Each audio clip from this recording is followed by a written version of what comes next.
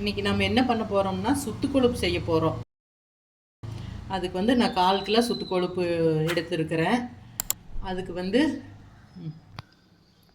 இப்போ அந்த சுத்து கொழுப்புக்கு 1/4 கிலோ சுத்து கொழுப்புக்கு நான் வந்து அதே 1/4 கிலோ அளவு வெங்காயம், சின்ன வெங்காயத்தை நல்லா பொடியாக கட் பண்ணி வச்சுருக்கிறேன்.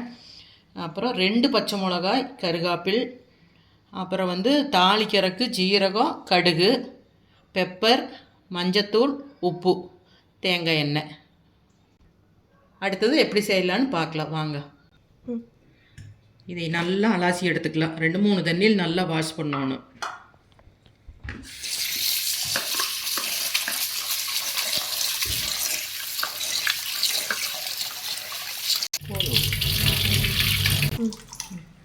இப்போ நல்லா வாஷ் பண்ணியாச்சு. இதை எடுத்து ஒன்றில் மாற்றிக்கலாம்.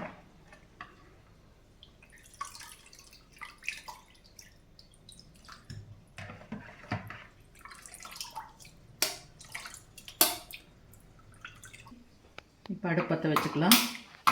நல்லா ஒரு கெட்டியான வடைச்சட்டி வச்சுக்கலாம். இப்போ சுத்தமான செக்கில் ஆட்டின தேங்காய் எண்ணெய். இதுக்கு தேங்காய் எண்ணெய் ஊற்றி செஞ்சால் தான் நல்லாயிருக்கு. வாய் புண்ணுக்கு, வயிற்றில் புண்ணு இருந்தாலும் இந்த சுத்து கொழுப்பு, இந்த தேங்காய் எண்ணெய் சாப்பிட்றது வந்து ரொம்ப நல்லாயிருக்கு. எண்ணெய் காஞ்சிட்டது. இப்போ கடுகு, ஜீரகம் மெயினாக போடுங்க.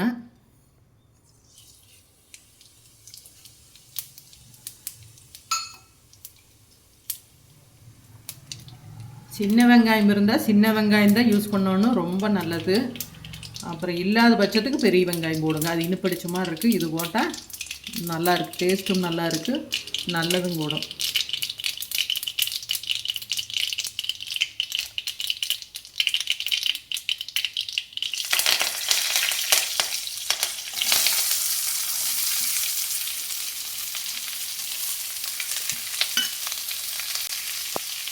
வெங்காயம், மிளகாய், 2 பச்சை மிளகா போட்டிருக்கிறேன், கருகாப்பில் போட்டு இது கொஞ்சம் நல்லா வணங்கிட்டு இதுக்கு அளவாக லைட் உப்பு போட்டுக்கலாம்.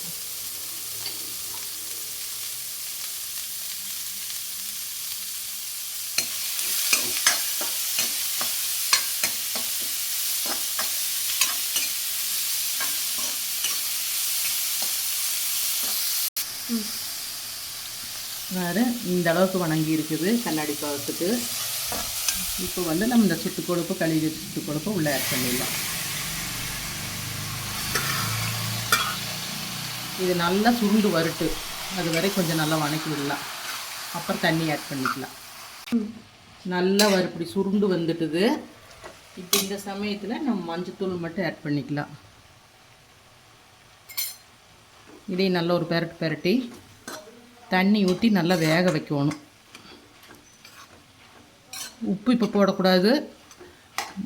கொஞ்சம் நல்லா வெந்ததுக்கப்புறம் உப்பு போட்டுக்கலாம். இப்போ போடக்கூடாது, வேகாது. தண்ணி ஊற்றிக்கலாம்.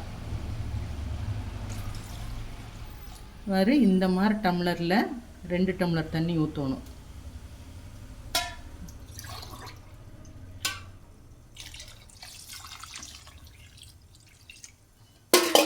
இந்த அளவுக்கு தண்ணி இருக்கணும். நல்லா இது வெந்து இந்த தண்ணி எல்லாம் சுண்டிடணும்.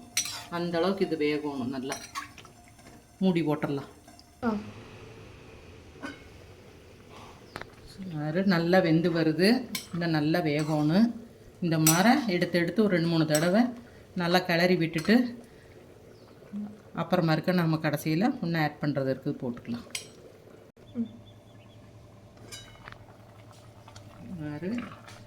இன்னும் நல்லா வேகணும். இந்த தண்ணி சுண்டுற அளவுக்கு வேகணும். நல்லா வெந்ததுனா தான் நல்லா இருக்குது. இல்லாட்டி வயிற்று வலி வந்துடும். இப்போ ஊற்றின தண்ணியெல்லாம் 3/4 சுண்டியாச்சு. இப்போ வந்து இப்போத்தான் உப்பு ஆட் பண்ணணும். ஃபஸ்ட்டு வெங்காயத்துக்கு கொஞ்சம் போட்டிருக்குது. இப்போ வந்து சுத்து கொழுப்பு போட்டாச்சு. இப்போ இது இன்னும் கொஞ்சம் நல்லா வணங்கினதுக்கப்புறம் திருப்பி பெப்பர் ஆட் பண்ணிக்கலாம். பார்த்தீங்களா, இப்போ 2 டம்ளர் தண்ணி எந்த அளவுக்கு சுண்டி இருக்குது அப்படிங்கிற இந்த அளவுக்கு வேகணும். வெந்ததுனா தான் இப்படி நல்லா வெந்து வந்திருக்குது. இப்போ இந்த சமயத்தில் நம்ம பெப்பர் ஆட் பண்ணிக்கலாம். ஒரு ஸ்பூன் பெப்பர் போடணும். இதுதான் காரம். நம்மளுக்கு மிளகா 2 மிளகா போட்டிருக்கிற பச்சை மிளகாயி.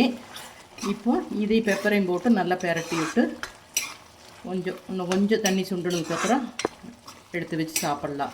சூப்பராக இருக்குது. வயிற்று புண்ணு, வாய் புண்ணுக்கு மாதத்தில் ஒருக்கானாச்சு குழந்தைகளுக்கு பெரியவங்களுக்கு கொடுக்கலாம். ரொம்ப நல்லது. சூடான சுவையான சுத்து கொழுப்பு தயார்.